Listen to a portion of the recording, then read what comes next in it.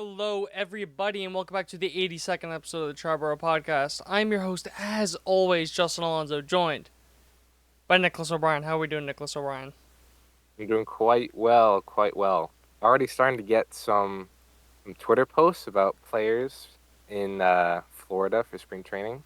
So it's right around the corner. And yeah, excited for baseball to be back. And there's a couple other Twitter posts we would love to fucking see from certain players. Yes. Players, yes, you know who we're exactly. talking about. Yeah. If you know, you know. It's ridiculous that we have to do the bullpen right now because we can't. We want to talk about the infield, but both teams are fucking annoying. We can't. We just can't. You might not hear from us next week because we may be dead or in prison for murdering GMs. But anyways, for legal reasons, that's a joke. I'm going after an agent. An agent, yes. Scotty boy. No, I didn't name names. I did. False accusations. Those accusations were false. Anyways, getting into the Yankees bullpen. So I, kind of how you said you did. There's a couple of guys I went like pretty in depth in, and then a couple guys. Okay. I don't want to say I didn't go in depth in, but I kind of focused really on one or two pitches and said this, only this, nothing else. 100%. Yeah, bullpens are so weird that, everybody that we probably name for the Yankees and for the Mets later, they're probably going to get at least an inning under their belt throughout the entire season. And there's going to be guys we don't name or are not even on the 40-man roster or not even in the organization that are pitching big innings in, call it, June or July. You look at the Yankees. Tim Hill is the perfect example of that. He was pitching some big innings in the playoffs. Mark Leiter, same thing, pitching big innings in the playoffs. Bunch of other guys, but I don't know about you. I only did guys on the 40-man just for simplicity's sake. Yeah. But if we go on off everybody, this is there's gonna be way too many. It wouldn't even be 2 hours. It would be 5 hours if you did the entire goddamn system. But before we waste any more time, going into it, I split up into a couple of sections. I got 4 locks for the Yankees bullpen. Okay. One of them may surprise people, I think. Okay. But, so, of course, Devin Williams. I mean, I don't think there's a bigger lock of all time. We went into his stats over the last couple of years, a couple episodes ago, so I'm not going to really repeat the same stuff that I repeated. But just a couple of things. He has 2 Relief Pitcher of the Year awards since 2020, them being in 2020 and 2022. So he took a year break in between both of those, so now it's a 2-year break, so this is going to be the 3rd year, so that's going to be the 3rd Relief Pitcher of the Year. If he is healthy... analytics. Seriously. Hashtag analysis. But if he wins Relief Pitcher of the Year, dude, and has a healthy year... How much goddamn money is this guy going to get as a free agent? Yeah. I mean, I think we're starting to see... Well, I can't even say that anymore, because, Kirby Yates just got, what, $12 million? I think he got something 12, 13. Something like that? I don't know, because obviously you got Edwin Diaz and Josh Hader at the top, right? You can argue Devin Williams is better than both. Definitely younger than both. Definitely a Hater at this point with how bad of a year Hader had last year. Yeah. So, I don't know. I find it tough seeing another team. Even Tanner Scott. Tanner Scott's a better example because he obviously just signed. Excuse me. He obviously just signed a few weeks ago, and he got what, 18, 16? He didn't. I know he didn't reach 20. I'm pretty sure he didn't reach 20. So I find it. 472. 472. So what? That's... It's 18. It is 18. Okay. So I find a hard time seeing another team give out another $20 million a year to a reliever. And that is with $21 million deferred salary. Forgot about that. Yeah, that's a good. That's another reason why the number was as high as it was. Yeah. Now the question is, what other relievers are also free agents as I pull this up. I know Edwin Diaz has an opt-out. I doubt he takes that. I would be shocked if he takes that. So do I, unless he has like an insane year. Even if he does, I can't see a team paying him more than what he would get for the rest of his contract. Yeah. So yeah, next year we got Edwin Diaz who can opt out, Ryan Presley, Raisel Iglesias, Kirby Yates, Montero, meh, Taylor Rogers, meh, Chapman, meh, Jose Leclerc. Yeah, then it's obviously Ryan Helsley is a free agent. So that's probably 1A and 1B, Williams and Helsley. But after that, it's just like it's solid back end guys. No one that's really like above and beyond.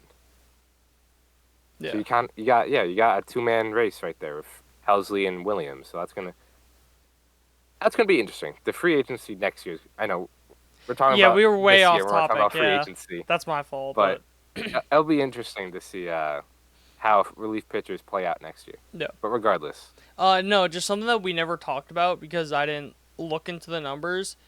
He stopped throwing his changeup as much, which is kind of weird to me. You look back since 2020, 52.7% changeup, 43.9 fastball. 2021, 63.8 changeup, 34.7 fastball. 2022, 58 changeup, 37.7 fastball. 2023, 57.9 changeup, 39% fastball. 2024, 53.5% fastball, 45 changeup. Interesting. Where he was a significant amount more changeup than fastball since 2020. This year, I don't know why. It also was only 21 innings, so smaller sample size. But that's kind of what I was thinking. I don't know. I just thought that was a weird quirk. I don't know about you. Yeah, that's definitely interesting. I mean, it's not like his four seam's bad by any means. It's just that changeup he does have a pretty good four seam. Yeah, I mean, his changeup is just quite literally one of the best pitches in baseball. Yeah. But I am going to draw it up to small sample size, personally. But that being said, definitely something to keep an eye on. I was going to say, that being said, he had the highest K percentage and lowest expected ERA since 2020 of his career. So maybe he's onto something. Again, obviously, small sample size. But, I don't know. I just thought that was an interesting tidbit with Devin Williams. Sure. He's just locked and loaded in your closer role. There's no one else. He is someone that I think a lot of Yankee fans don't know a lot about. Just obviously, like they've learned more and more, but it's just because National League Brewers, no Yankee fans are really paying attention to them. So I don't think a lot of people knew about him as insane as he did. I'll be honest, I didn't. So this is he is going to be massive. Yankee fans are going to love this guy. For sure. Going into the setup man, who still could be a closer, Matt Blake saved this man. I told you, Luke Weaver, going into the numbers, just last year, he had a 2.89 ERA, 3.31 expected ERA, 3.33 FIP. So, expected numbers are a little bit higher, but I feel like that's kind of like that margin of error. You know what I mean? Where it's like you don't really care that much. But the big thing about Luke Weaver is his fastball was god-awful before coming over to the Yankees. So, first off, he changed up his grip. I don't know what exactly he changed, but I know he completely changed it up. He added 2 miles an hour to his fastball and also created a lot more vertical movement on his fastball. Going back to 2020 for the run values of his fastball. -4. All right, 2021, 3. That's solid. 2022, -9. 2023, -13. 2024, +8. Big. Completely just changed it up. And the cutter and changeup, they both did grade out. It's pretty solid secondary and tertiary pitches, with the cutter being 2 run value, 3 run value for the changeup. He pretty much told him, your curveball, sweeper, and slider, dog shit. They're trash. Just burn them. Just literally light a fucking match underneath them. Just burn them. Just don't even bother thinking about those pitches. And you saw the results. don't have the exact numbers on me. That's my fault. But how he had like a sub-1 ERA when he moved to the closer role. Right. So, and he Yeah. had like a He was 60% insane. strikeout percentage, something absolutely absurd like that. Yeah. But part of that was just his fastball got increased movement, did a very good job at locating it, did a very good job at mixing in the cutter and the changeup. So, Luke Weaver, if they didn't get Devin Williams, I'd be comfortable with Luke Weaver as the closer.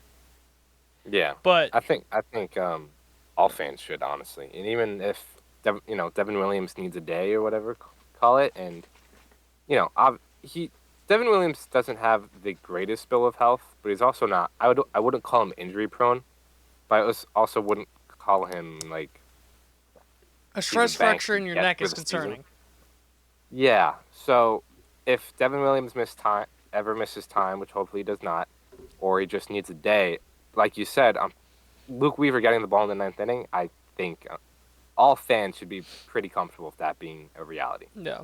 And one second. Everyone say it with me now.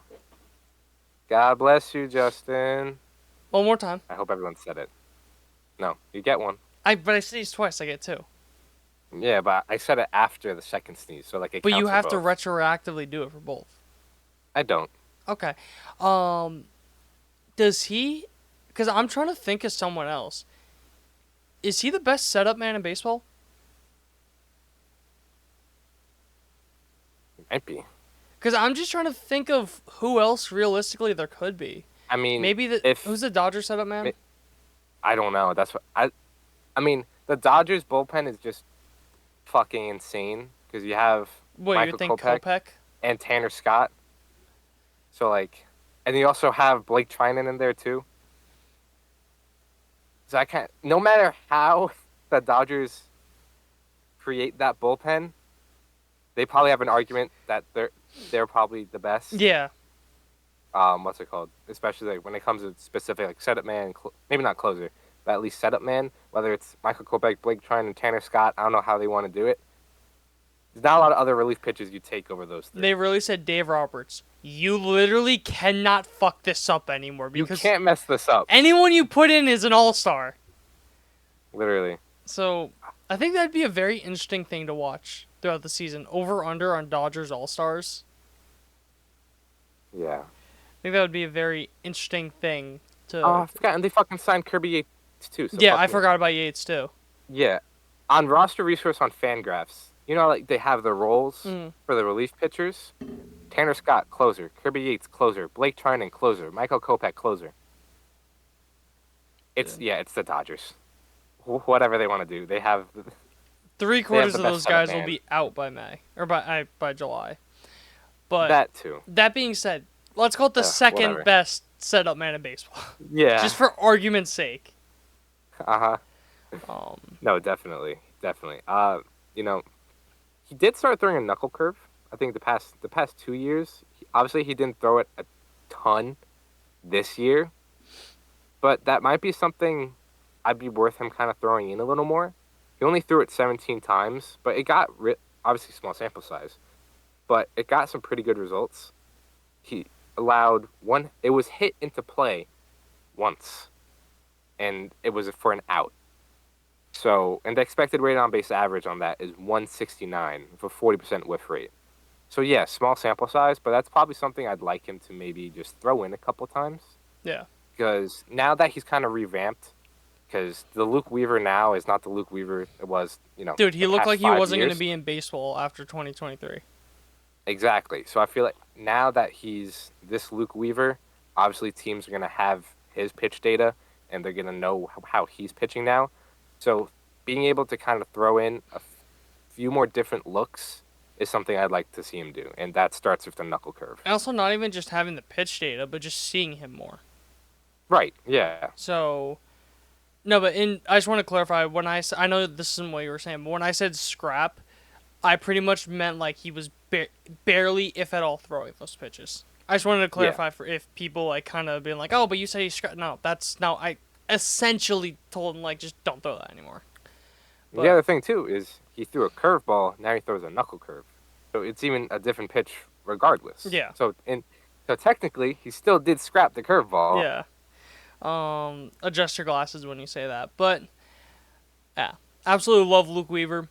Getting on to the third guy that's a lock. The only reason he may not be a lock is because of recovering from surgery, but I believe he is healthy and will be good for spring training, is Jonathan Loaizaga. Interesting tidbit on Loaizaga. If you don't count Luke Weaver's team option, he is the only Yankee free agent brought back this year. Interesting. Yeah, I don't know. I was just looking at Fangraphs and I saw that and I was like, that is, I don't know what to make of that. But Tim Hill next. Seriously, outside of like Tim Hill and Soto, I don't really think there was anyone else I really cared. Maybe Canely, but you got Devin Williams, so who really cares? Oh, Glaber, yeah, but it's not the biggest deal in the world. Yeah, Glaber's a different thing. But like I said, health, huge thing.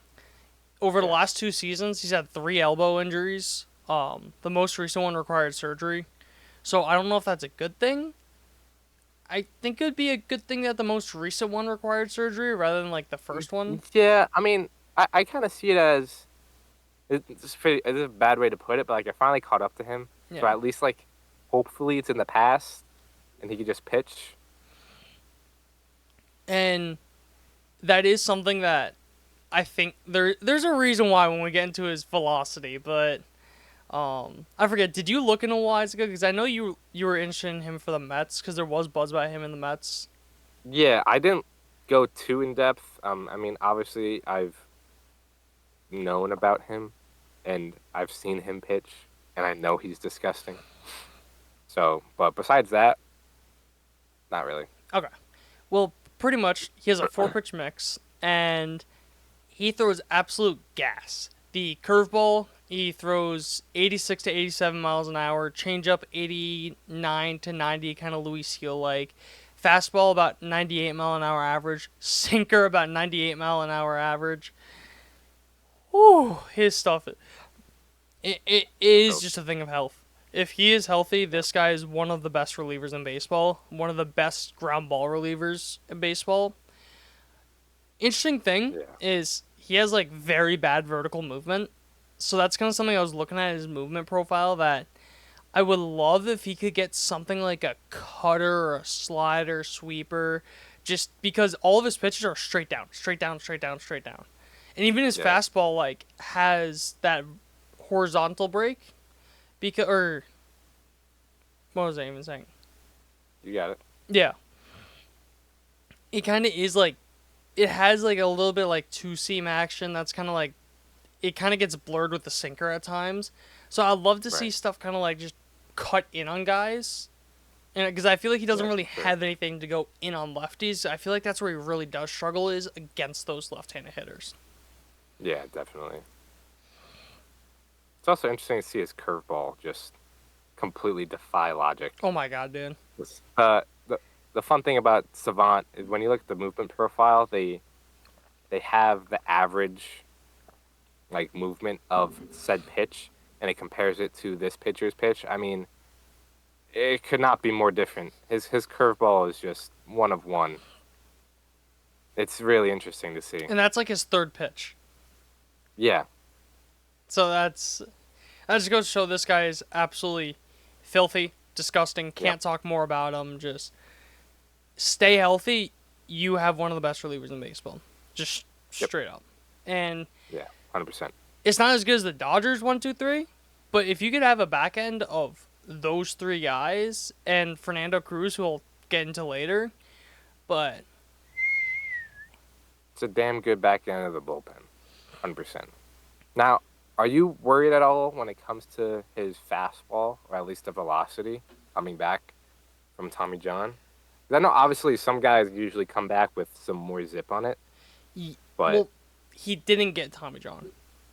I thought he did. It was this weird procedure that's very, I don't even know what it's called, but it's very close to Tommy John.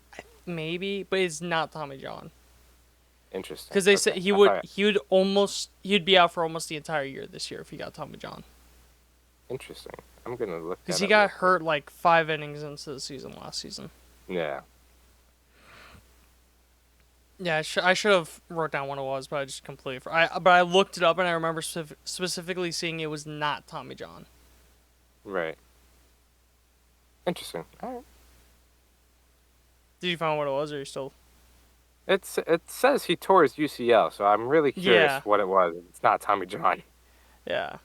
He just Everything. said he had surgery to repair it. Yeah, and everything I saw said it wasn't Tommy John. All right. So We're not doctors, anyways. Doesn't matter. Triboro MD, but yeah. Am I Interesting. worried? I would. I would say no, because I still think he could be a very effective pitcher, even if the velo does come down a little bit, just because of how disgusting his Yeah. stuff is.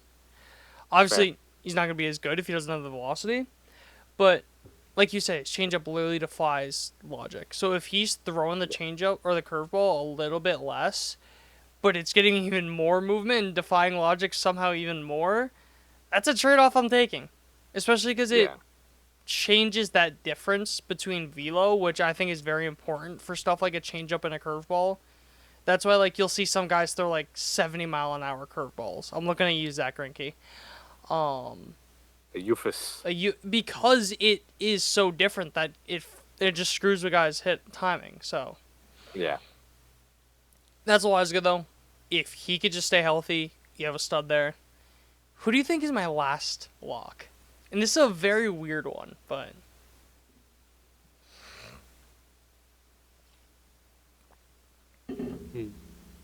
Trying to think of who has options or not. I mean, you may not even know who this guy is. Mark Leiter have any options? He Mark does have Leiter? he does not have options, but he is not that because right now he's currently in the minors. That's what Fangraphs has him in. Interesting. But no, he is not the last guy that has a lock. But then I'm not sure. JT Brubaker. Ah. Because he, one, Forgot about has it. no options. Two, they could have easily non-tendered him, but they gave him a $1.8 million contract, which, when it seems like they're trying to get under that threshold, that isn't nothing. So, it's a very weird one, and he really doesn't Definitely. have that much experience in the majors, especially as a late, because last time he pitched was 2022. Because he had Tommy John, he missed all the last 2 years, but he has a 5-pitch mix, sinker, slider, curveball, 4-seam changeup. I'll be honest, I have no idea what they do with him. Absolutely, he's going to be in this bullpen.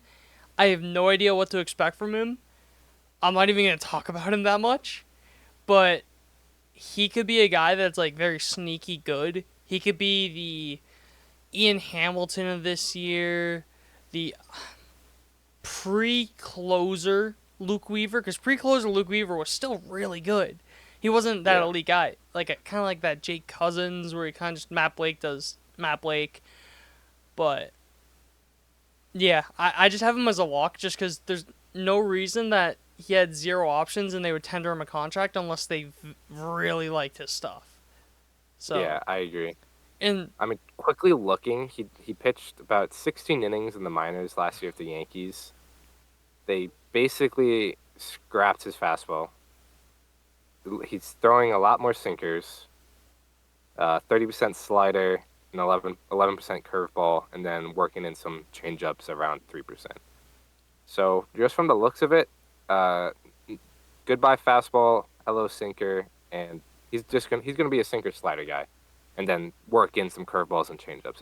It looks like, but we'll see. Come spring training, we'll see what he's looking like. Definitely. Yeah, those are the 4 guys that kind of have his locks. There's other guys I would have his locks, but they just have options, so I kind of don't have them just because. Yeah. First off is Ian Hamilton. So you look at Ian Hamilton's ERA in 2023, 2024. 2023, of course, was the year he kind of broke out. The Slambio. In 2023, he had a 2.64 ERA in 58 innings. 2024, 3.82 innings at 37.2 innings. Had a bunch of different nagging injuries, stuff like that. Where Ian Hamilton, he is slider. That's literally it. In 2023, he had a 13 run value on a slider. This year, a -4. Oof. Yeah. Granted, it was in about 20 less You drop innings. off. So, and Yeah. like he had nagging injuries, stuff, this, whatever.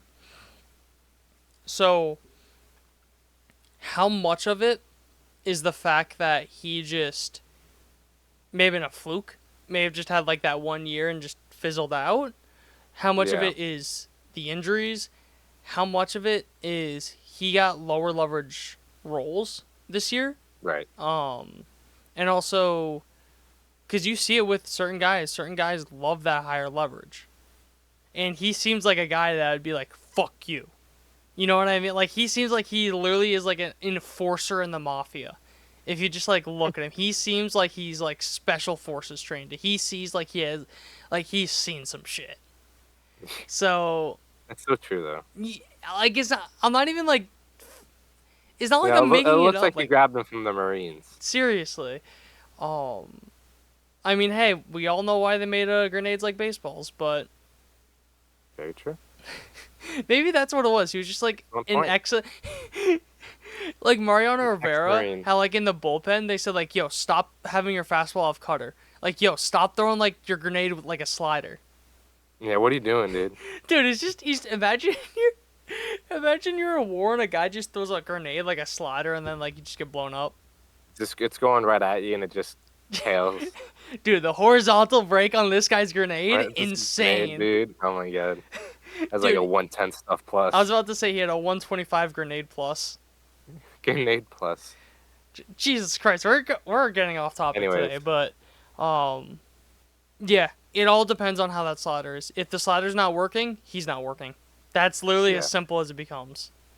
Yeah. So I mean, even in a down injury riddled year, some of his peripherals look pretty solid. The chases, the whiffs, still elite. The barrel rate still elite. He got hit a little hard, but yeah, definitely.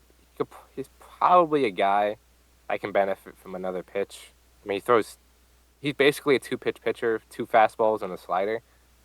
So he's probably someone who can maybe throw a little something else, but we'll see in spring training. yeah, New pitch season. yeah. So Ian Hamilton, he's gonna make the roster. I only just put him down here just because the options.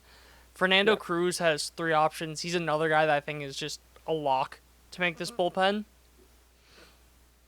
His splitter, like we were saying with Devin Williams' changeup, just one of the best pitches in baseball. One of the most disgusting pitches in baseball. Over the last 2 years, he has a 19 run value on it in under 900 pitches, which is absurd when you think about it. We'll just do not touch this thing. 64.5% strikeout percentage, 58% whiff percentage, 33% put away percentage. So, he's very yin and yang. Mm-hmm. You got a 19 run value over the last 2 years from the slitter, -18 from the cutter. That's literally your issue, buddy. Your cutter is trash. He just has to stop throwing the cutter. He throws it about 25% of the time. So let's compare it to the splitter, okay? Splitter, 64.5% strikeout percentage. Cutter, 5.3. 58% whiff percentage for the splitter. Absurd. 22% for the whiff percentage for the fucking cutter. Insane. 33% put away percentage for the splitter. 11 for the cutter. Do you want to hear the advanced these aren't even expected numbers. These are the actual numbers that batters hit against the cutter. He had in 2023, a 390 batting average, 493 weighted on base, 732 slugging. His cutter was better than Aaron Judge this year. But don't worry, it gets worse in 2024. 333 batting average. Oh, so the batting average dipped. 532 weighted on base, 765 slugging. Not good. Dude, his cutter is like he has one of the best pitches in baseball. It's one of the worst pitches in baseball. It's not even funny. That's the issue with Fernando Cruz. Just stop throwing your cutter. It's not a good pitch. And if you are going to throw it, you got to completely change it up. You got to completely change the grip. You got to do so much stuff. But as it is right now, I better see. And he throws it 25% of the time. 25% of the time, he is pitching to Barry Bonds. That's like. It's so. If you're still going to throw it, 5%. Anything higher than 5 to 10%, unless you drastically change it, and I'm going to riot. Yeah, I mean, when it comes to the splitter too, that's obviously his best pitch. It's obviously the pitch he throws the most. So guys are going to start to kind of sit on it a little, or at the very least take it, because once he throws a fastball, you know that's your pitch and you can crush it. Yeah, because you know there's no way you're hitting it. You know there's no way you're hitting the splitter, so you're just going to sit on the cutter. Exactly. Right, so that's probably something the Yankees are going definitely saw and definitely going to work on. And again, he's probably another guy that can learn another pitch because a lot of his movement is pretty similar. If he gets something that kind of goes away, then he might be onto something like a slider or a sweeper or something like that. I mean, I know Yankees kind of, correct me if I'm wrong, they kind of love their sweepers. So he might be a sweeper candidate. I agree. Just that cutter, you gotta no. I knew it was really bad, but then I really started going into the numbers. I'm like, holy shit! How did a pitching coach okay this? Yeah, I mean, honestly, if you get rid of the cutter and just make it a slider or a sweeper, it kind of has the same effect. It's just going to be slower. Yeah. But yeah, another thing too, getting out of that ballpark, Cincinnati is one of the most hitter-friendly ballparks in baseball. Yeah. So that could have something to do with it. But I think that almost gets counterbalanced by just being in a much stronger division. So take what you want from that. Yeah, it kind of balances it out. Yeah. Yeah, that's all I got on Fernando Cruz. Now it's kind of getting to the guys that the next, what is this? 3 guys are guys that I think all have good shots to make the roster, but not all of them can be on the roster, unfortunately. Jake Cousins, he has one option. Very, very, very, very, very, very, very, very slider heavy. 65.7% of the time he threw a slider. What was I even going to say? Threw a slider. 8 run value. Had plus 1.2 vertical drop compared to the normal. Plus 6.5 horizontal break. That is plus 3 compared to where he was in 2023. That's the big reason why he was a lot better than previous years. He just has a wipeout slider. That's all it is. His slider is disgusting. And he is like Ian Hamilton, where the slider's not sliding, you're done. Like, you're just not pitching well. So, Basically. Do you think you could have both of these guys on the roster? I don't know, because they're so similar. Both have one option. Right. I could definitely see them kind of, taking one, optioning the other, because, again, they're so similar. Even you look at the movement profile, which is becoming my best friend on Savant. It's like you're looking at the same guy. Like, I'm gonna quickly get them up side by side because I'm having a hard time distinguishing it. Yeah. It is worth noting, though, they both are reclamation projects from the Yankees, and they love their reclamation projects. Yeah. And especially after they succeed. So there may be a reason why if both of them are on the roster, that could be part of it. Yeah. If you look at them side by side, quite literally the only difference is Jake Cousins' slider is more sweeper-esque, and it has a lot more horizontal movement. Ian Hamilton's a lot tighter. So I think that's something that they'll look at. Well, Ian Hamilton doesn't throw a slider. He throws a slambio. Whatever. Statcast says a slider, it's a slider. But when you look at their fastballs, the same pitch. The only thing, Ian Hamilton is more over the top, and Jake Cousins more like 3/4. But yeah, these guys are the same pitchers. So I definitely see one guy. The more I look at it, I definitely see one of them making the opening day roster at the very least. Who would you say right now?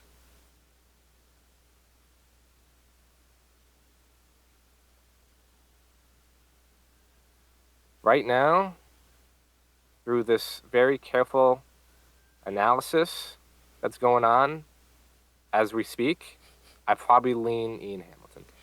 I would go Jake Cousins just Okay. because they gave him big innings in the postseason. Fair. He did have a couple of big innings in the postseason where he performed. Yeah, the only thing I'm looking at for Jake Cousins is if they're off of his slider, I don't think he's getting anyone out. Yeah. His sinker, not great. His four seam, not great. Ian Hamilton, at the very least, his fastball got good results.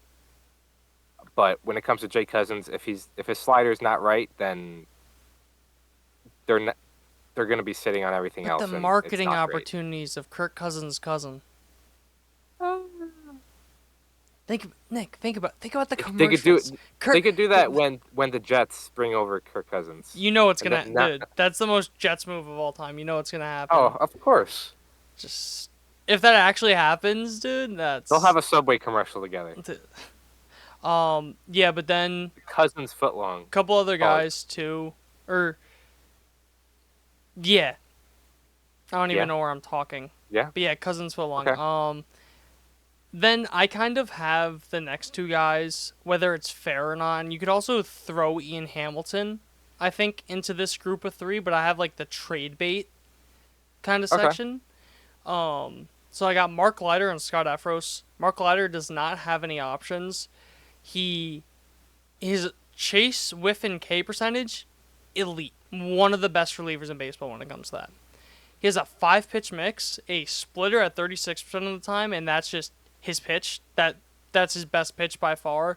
Sinker 30% of the time, curveball 16.9, sweeper 9.2, cutter 7.6. Like I said, the splitter 9 run value and 366 pitches. Very good run value there. Then the thing that just sucked this year was his sinker. Straight up. He threw it 30% of the time, -7 run value, 366 expected batting average, 571 expected slugging, 444 expected weighted on base. Was not good. It was also bad in other years as well.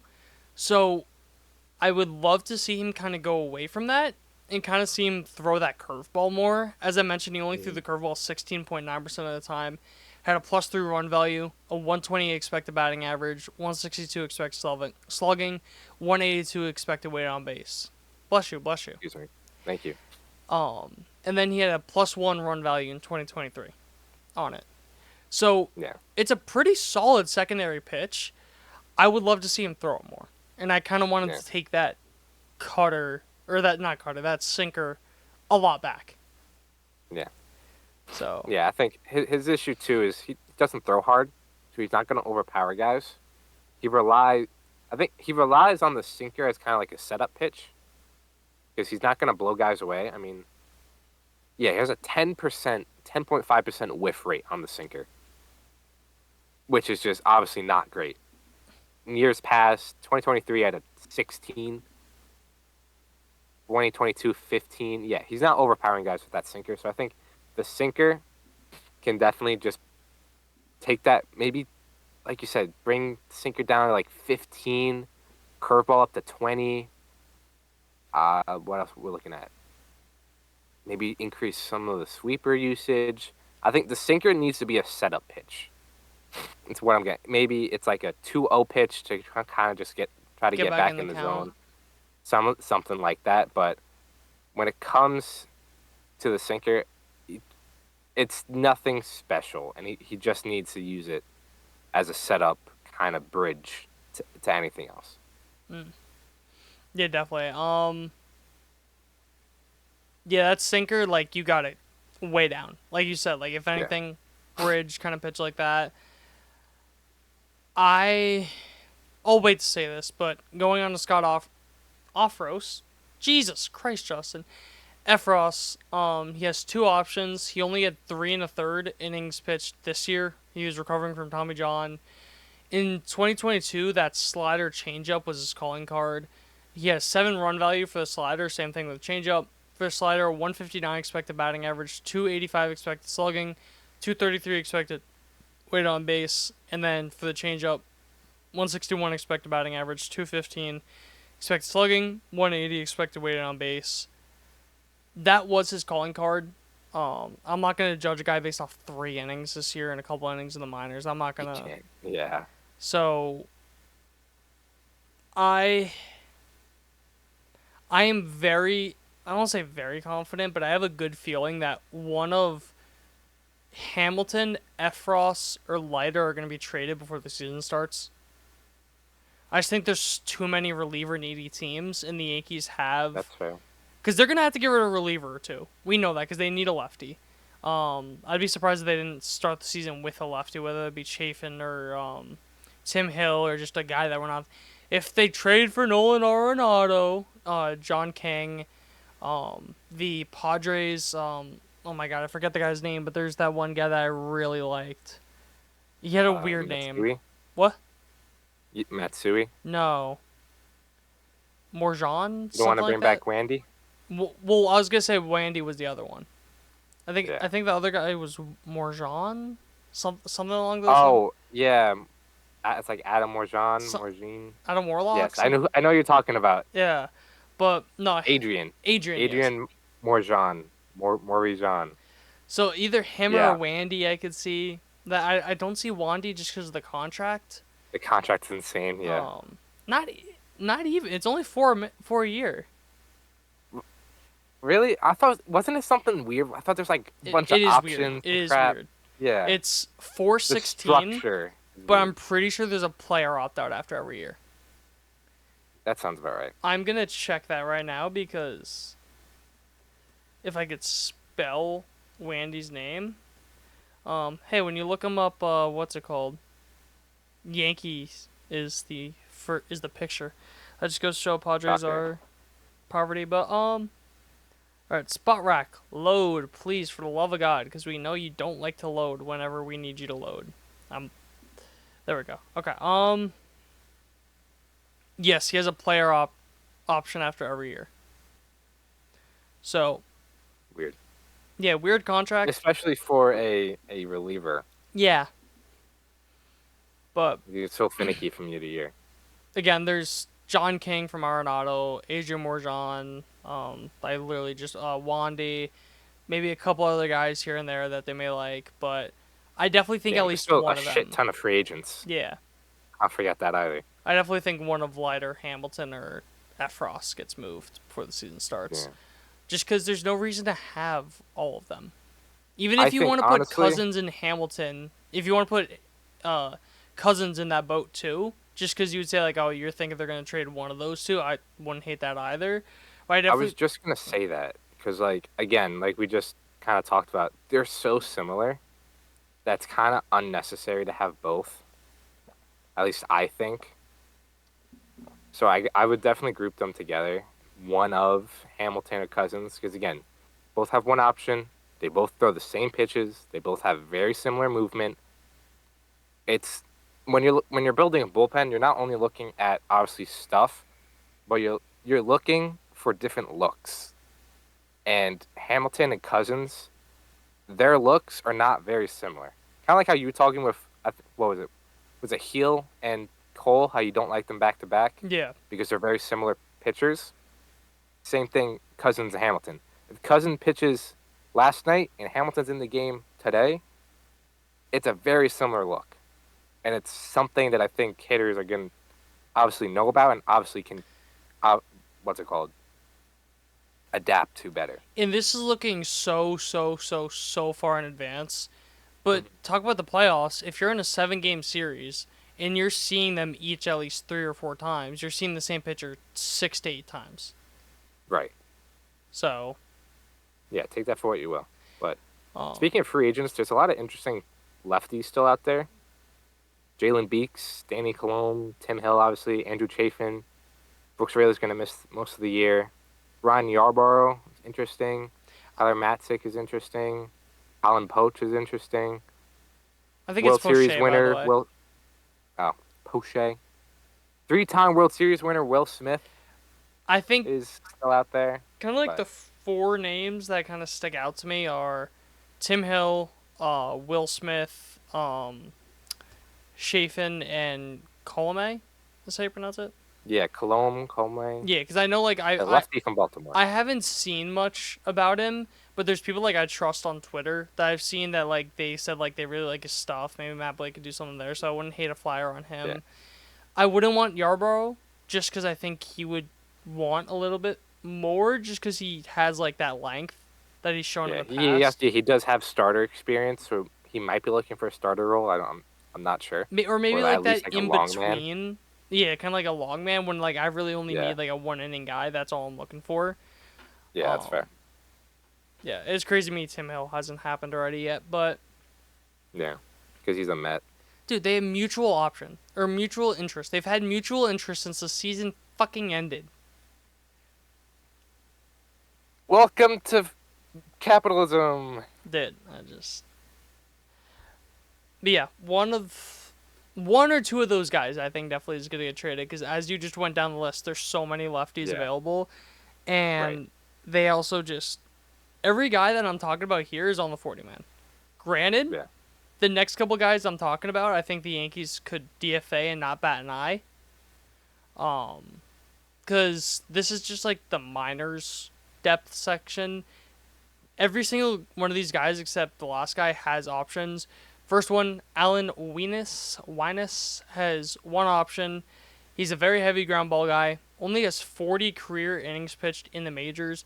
He was a former 17th round pick by the Mets in 2018. So if you'd like to talk more about him. No. Wait, you don't know about the 17th round pick by the Mets in 2018? I know that he made his debut against the Mets with the Braves, and I'm pretty sure he had a good start. Because, of course he did. Fake Mets fan. Nah, I'm just fucking around. But minors depth, they have him as a starter. Could also be a reliever. He's kind of like that one in between. He did not have a good start. Sorry, because I just looked it up because I was curious. He went 5 innings and allowed 6 runs. Not a good start. No. Then a guy that I am very, very interested in, and I think this guy could be an X factor in this Yankees bullpen, is Michael Arias. I mentioned last episode that I would kind of get a little bit more into him. So he has 2 options right now. He was traded for cash considerations this offseason. 23 years old. He had a 5.45 ERA and 36 career innings pitched over the last 2 years. But his stuff is disgusting. He touches 99 with heavy sinking movement on his fastball. This stuff I'm reading off was from a scouting report on MLB.com. His changeup and slider are very strong, but he often misses with them. Weird arm angle, and that could also be part of the reason why his control is so bad. Because he has a funky arm angle, stuff like that. So, if he could just gain a fraction of an ounce of control, this guy can be a stud for years for this Yankees bullpen. He just needs to get that, because he's only, like I said, only 23 years old, has 2 options. Just get me a little bit of control, and this guy could be a very, very good reliever. Yeah, definitely an interesting guy, someone to keep an eye on. And again, like you said, he's 23. He's so young. Yeah. So then the last 2 guys, Yeri De Los Santos. He has 2 options. He is 27 years old. If you look at his career throughout the minors, he has very high ground ball rates, no matter where he is. So that's something that's like very interesting to me. Solid strikeout numbers, big thing, and you can probably figure what it is. Needs to get the walks down, because that's every reliever with high strikeouts issues. Yeah. But he's a guy that I could definitely see come up for like a week or 2 because of an injury. Maybe a 27th man for the bullpen. I don't know, but very solid strikeout numbers. Very, very good ground ball numbers. I see why Matt Blake loves this guy. So definitely going to be interesting to see him in spring training. Then the last guy is Yankee legend Ronci Contreras. I definitely butchered that. Doesn't have any options. He was waived from the Orioles. He was a main piece in the Jameson Taillon trade. Big. That being said, I think he's just a placeholder. No options out of all these guys. He's the first on the chopping block. Yeah, Yankees sign somebody, or Yankees going to make a 40-man move. He's out. Same thing with Alan Wyness to me. Yeah. Too. Like, they are both very similar to me. Kind of the same with Yeri De Los Santos, not as much. But if they just need to clear a spot, those guys, like, bye-bye. Yeah, for sure. So, but that being said, of course, one of them is going to have a sub-3 ERA this year with the Yankees because oh, yeah, of course. Matt Blake and just the nature of relievers being bullshit. Oh, yeah. So, big time. If I had to make predictions on who I would have in the bullpen, I would have Devin Williams, Luke Weaver, Jonathan Loaizaga, J.D. Brubaker, Fernando Cruz, and then the tough one between Ian Hamilton or Jay Cousins. I'd go Jay Cousins just because of the postseason. Mark Leiter, Scott Efros. That's 8 guys right there. Yeah. Well, actually, right now they can only have 7 because of fucking Marcus Stroman. So, I would probably say Efros starts in the minors because he has 2 options. But yeah, that's fair. Yeah. There's a very good chance Fernando Cruz as well. Yes, that's another one too. There's non-0% chance because I could definitely see with him the having 3 options. Right, like even if it's just like a suboptimal spring training, be like, all right, you know what? We're gonna send you to AAA.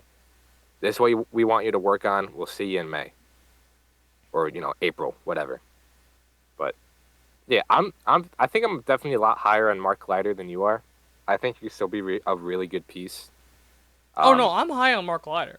I just think that his name, because also Yankees don't like they have beef with players when they go to arbitration, and they just went to arbitration. Oh, with that's him. true. I forgot he did go to arbitration.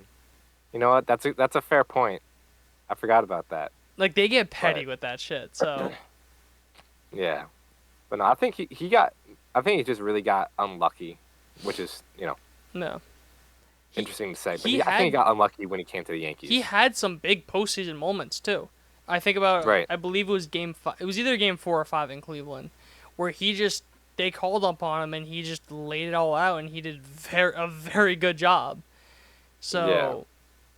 I'm very high on Leiter. I okay. Don't know if that got conveyed wrong, but no, I really like it. I really like the pitch mix. I just think that sinker, that's got to go way down. That's the big issue with it. It's just I don't like. He has 5 pitches, and I think it's almost, in a way, it's like Rodon, where I think he has really, really good stuff. Just got to learn how to use it a little better and learn how to sequence it better. Better sequence, better. Yeah. Better sequence, better. Yeah. Better sequence, better. Yeah. But for me, the one thing I'm looking at is his expected fit. With the Yankees, he ran a 26.1 home run to fly ball ratio, which is like MVP? 2.5 times higher than the average. So if you look at his xFIP with the Yankees, it's 3.25 instead of his near 5 ERA. Yeah. So I think there's definitely some regression to the mean with Mark Leiter. I'd agree with you on that point. I also really like Scott Efros just because he gives you a different look. And you don't get a lot of that. So I definitely like Efros a lot. I just don't know how much the fact of him being hurt and out for so long may affect him with just how much injuries or how quickly the door kind of turns on relievers. Just because it's such an in and out position that I wouldn't be surprised if he kind of just gets hurt by that, even if he would be a productive pitcher. Yeah. No, that's fair. That's fair. Because he did not look good when he came. Granted, three and a third innings, but he didn't look good when he did come up. So. Which is fair. Fair enough. But, yeah, bullpen's always going to be a revolving door. And, a lot of these jobs are going to be won in spring training. So, we talk a lot of these guys now, but, we'll talk in like 3 weeks, and some of these guys might not even be on the team. There's going to be 3 non-roster invitees that are fighting for a job. Right, and they look 5 times better than, call it, Jay Cousins or Ian Hamilton. So, it's definitely going to be interesting to watch. And one of the best things about spring training is just watching like some of the guys you really wouldn't watch. Like, oh wow, this guy's going to be having a 2.5 ERA by June. Yeah. And yeah, that's all I got. Unless you have anything else. No, I think the Yankees have a very good back end of the bullpen. I think my worry is kind of like the middle innings a little bit. Kind of, especially if the guys like Fernando Cruz. Again, I'm high on Mark Leiter, but still, the results are the results at the end of the day. So how well is he going to factor? How well is Fernando Cruz going to factor? What are you getting from JT Brubaker? Yeah. Brubaker. What are you getting from him? But the thing that I like about the Yankees bullpen is the depth, because you have a lot of guys from AAA, and then you have a lot of you have some starters who could probably fit that reliever role pretty well. Clayton Beeter and Yandris Gomez, perfect examples of that. Right. So I think the back end is good, the depth is good. I'm just looking like the middle innings. That's fair. But I will say though that's not going to matter as much just because of how much they've put into the starting rotation. Yeah, what hopefully is the goal. Obviously, yeah. No, fair enough. So. Yeah. Hopefully, you don't need to worry about the middle innings, and it's just 7 through 9 every night. Yeah. And if that's the case, then I think you're golden. Yeah. So that's all I got. And if you don't have anything else, you could send us away. Yeah, bullpen's always finicky, so we'll see what happens. But I think by the time next week, after the Mets episode, pitchers and catchers are going to report. We'll see what we're going to talk about. I don't know for Hopefully the Mets, but I know for the Yankees, it's February 11th.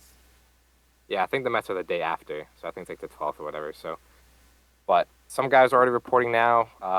Spring training's right around the corner, so we're going to have a lot more content coming your way, especially when games start being played. But that being said, thank you guys for listening. Thank you guys for watching. As always, remember to subscribe to us on YouTube if you're listening there. Leave us a like.